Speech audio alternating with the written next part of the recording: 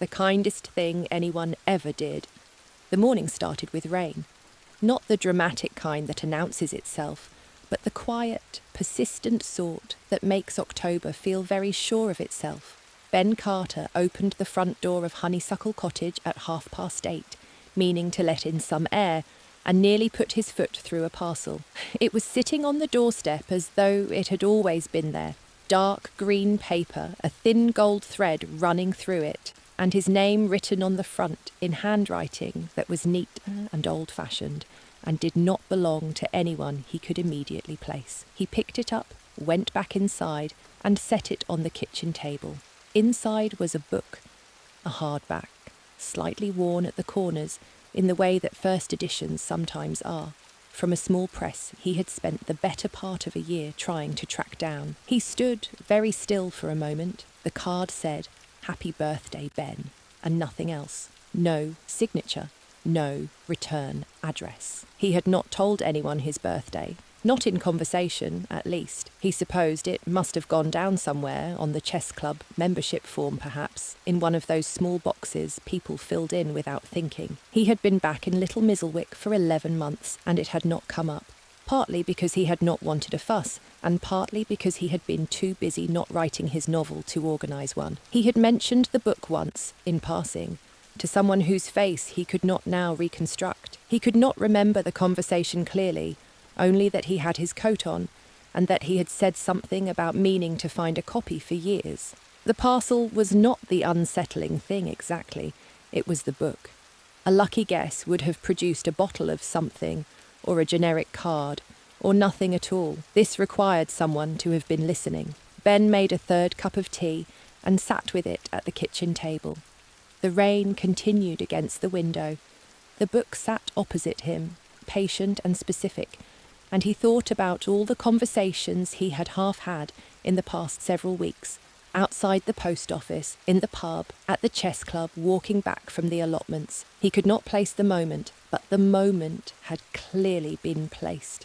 By 9 o'clock, he had decided to ask around. Nora Field answered the door in her gardening coat and brought him straight through to the kitchen without asking why he had come. That was Nora's way. She listened to his description of the parcel with her head slightly to one side, and when he mentioned the dark green paper with the gold thread, she set down her mug and went into the back room without a word. She returned carrying a small cardboard box. Inside, folded carefully in a piece of the same dark green paper, was a dried flower head, pale pink and papery with age. "Mrs. Sinkins," she said, "a border pink. Her mother had grown it along the back wall every summer until the wall came down. She had not grown it herself, had never quite got round to it, and had mentioned it to someone once.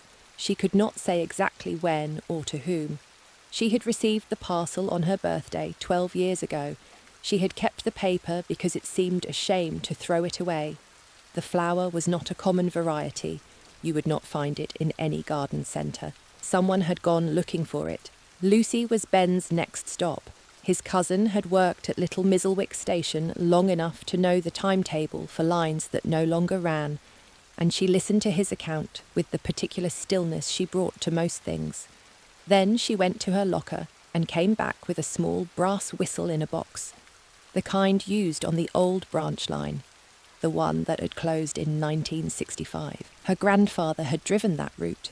She had mentioned it to someone, she thought, while waiting for a late train once, just in passing, nothing memorable. She had received the parcel 4 years ago on her birthday. She had not told anyone. Ben walked back from the station in the thin afternoon rain and turned the pattern over in his mind. A flower variety mentioned once, a grandfather's railway line, a book half remembered. The paper was the same in every case, which meant the same hands had wrapped each one. But the paper was not the point.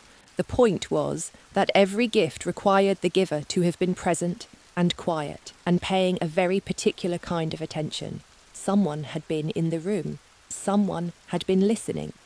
The Shepherd's Crook at early evening had the particular warmth of a pub that has recently lit its fire for the first time in the season. Arthur was behind the bar. Sarah Logan was already on her second lemonade and had, somehow, already heard. She produced a handwritten list from her coat pocket, written on the back of a till receipt in her fast, slightly tilted hand. Her primary suspect was a retired academic from Upper Mizzlewick with too much time and a generous pension. Her secondary theory involved an unspecified lottery winner who had decided to give back in a highly specific way. She was reading from the list with considerable satisfaction when Arthur took it gently from her, read it once, folded it in half, and slid it back across the bar without comment. Ben told them what he knew: Nora's flower, Lucy's whistle, his own book. Sarah's expression shifted from confident to genuinely interested, which was a different and more useful thing. It was Arthur who said it, quietly, as Arthur said most things, while refilling Ben's glass without being asked. 3 years ago, on his birthday, a parcel had arrived at the pub before opening. Inside was a small brass button, a near-perfect match for one missing from the waistcoat he kept on the hook behind the bar. He had not replaced it. He had not known he wanted it replaced. He still was not entirely sure he had ever mentioned it to anyone. The pub was briefly quiet in the way that pubs go quiet when something true is said. Ben looked around the bar and thought aloud. Every gift required the giver to have been somewhere unnoticed, present while people talked about the small things they did not think they were broadcasting: a flower variety, a railway line, a missing button, none of it visible unless someone had been, quietly and consistently, paying attention. Arthur considered this for a moment. "That sounds like the chess club," he said. Mr. Collins was always there, setting up, clearing away. "You know how he is. You stop noticing he's in the room." Ben thought about the chess club. He thought about getting his coat on and saying something he no longer remembered saying. He finished his drink. Ivy Cottage was a 10-minute walk. Mr. Collins answered the door in his cardigan, holding a cup of tea. He looked at Ben with the mild, patient expression of a man who has spent a long career watching young people arrive at conclusions and waiting courteously for them to finish. Ben told him what he had worked out. Mr. Collins listened without interrupting. Then he moved back from the door and Ben followed him inside. The sitting room at Ivy Cottage was quiet in a particular way. No television, no radio, only the low sound of wind moving through the hedge outside. Mr. Collins sat down and was still for a moment. Then he said that, yes, it had started at the village fete in the summer of 1987. A girl, near the cake stall, standing on her own and saying very quietly, to nobody in particular, nobody remembered he had found out whose birthday it was. He had gone to the stationery shop and bought paper and string and left something on her doorstep before the village was awake. "And then," he said, setting his cup down in its saucer, "there seemed to be quite a number of people who needed it." Ben asked how he always knew what to give. Mr. Collins considered this carefully, as though it were a question he had not previously been asked. He said that people told you a great deal when they were not thinking about what they were saying. At the chess club, walking out of the village hall, waiting for the kettle to boil. If something struck him as worth remembering, he wrote it down when he got home. He said it without any suggestion that this was unusual. Ben sat with that for a moment. Then he asked when he had mentioned the book. Mr. Collins said, 3 weeks ago. You were at the chess club. You had your coat half on. You said you'd been meaning to find a copy for years." Ben did not remember saying it. He remembered the evening, the clatter of the chess pieces being packed away, the cold coming through the hall door. He did not remember being heard. He walked home through the October lane with his hands in his pockets. The light was on at Honeysuckle Cottage, the way he had left it, warm and particular in the dark.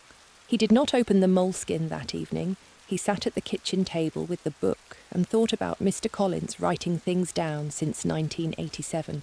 Not to use them, not to shape them into anything, simply so that the people who said them would not disappear entirely, in the way that small things said in passing tend to do.